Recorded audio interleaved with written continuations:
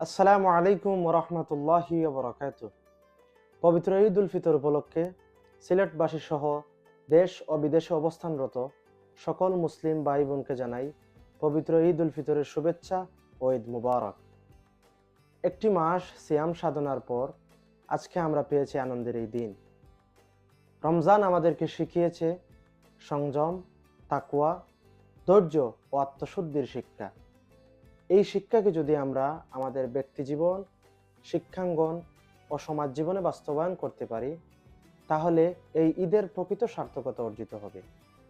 আমি বিশ্বাস করি একটি আদর্শিক ও নৈতিক প্রজন্ম গড়ার মধ্য দিয়ে গড়ে উঠবে আগামীর সৎ ও কল্যাণমুখী সমাজ। একজন দায়িত্বশীল কর্মী হিসাবে আমাদের কর্তব্য শিক্ষার্থীদের মাঝে নৈতিকতা, শালীনতা ও দিনদারিত্বের চেতনা জাগ্রত করা। আমরা যেন বিভেদ নয়, বরং ভালোবাসা ও ন্যায়ের ভিত্তিতে সমাজ গঠনে অঙ্গীকারবদ্ধ হই।